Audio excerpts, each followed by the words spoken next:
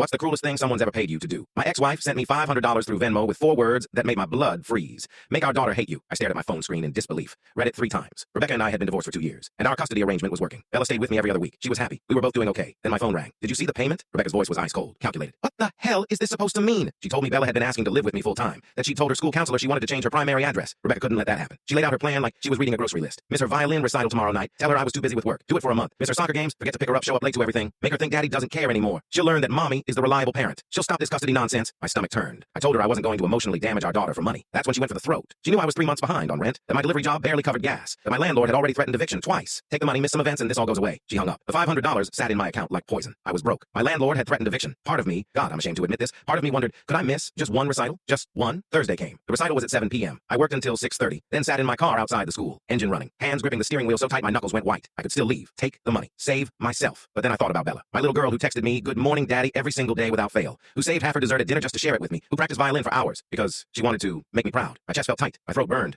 I couldn't breathe properly, thinking about her scanning the audience, looking for me, and not finding me there. I walked into that auditorium at 6:55. Bella was third to perform. When she spotted me in the back row, her entire face lit up. She played Paco Bell's Canon like an angel, never once taking her eyes off me. In that moment, sitting in that uncomfortable plastic chair, watching my daughter beam at me, I knew no amount of money could ever be worth missing this. Rebecca saw me from the front row. I watched her expression shift from surprise to pure, unfiltered rage. Her jaw clenched, her hands balled into fists. After the performance, Bella ran to me, her violin case bouncing against her little legs. "Dad, you came. I thought you had to work." "Wouldn't miss it for the world, sweetheart. You were incredible." She hugged me so tight I could barely breathe. Then quietly, she whispered, "Mom said you probably couldn't make it because of your job." I glanced at Rebecca, who was pretending to talk to another parent while shooting daggers at me. I told Bella, "I'll always make time for the important stuff." That night, Bella called me before bed, asked if she could choose where to live when she turned 12, said she felt happier at my place, that Mom was always stressed and got angry whenever she mentioned wanting to see me more. The next week, Rebecca called again. "You were supposed to take the money and stay away. I sent it back. She's been asking about living with you every day since that recital. You've made this worse." Maybe because I actually showed up for her. 2 weeks later, another Venmo request appeared, this time for $800. The message, "Forget Bella's birthday." But I'd learned. This time, I recorded our phone call. She told me not to acknowledge Bella's birthday. She'd throw a party, and when Bella asked why I forgot, she'd say I was going through a rough patch. "It's strategic," she said. "Take the money, Adam." I declined the payment. Then I went out and bought every single art supply Bella had been wanting for months. At the custody hearing 3 months later, I played that recording. The judge's expression grew colder with each word. When he asked Rebecca if she'd really offered to pay me to emotionally neglect our child,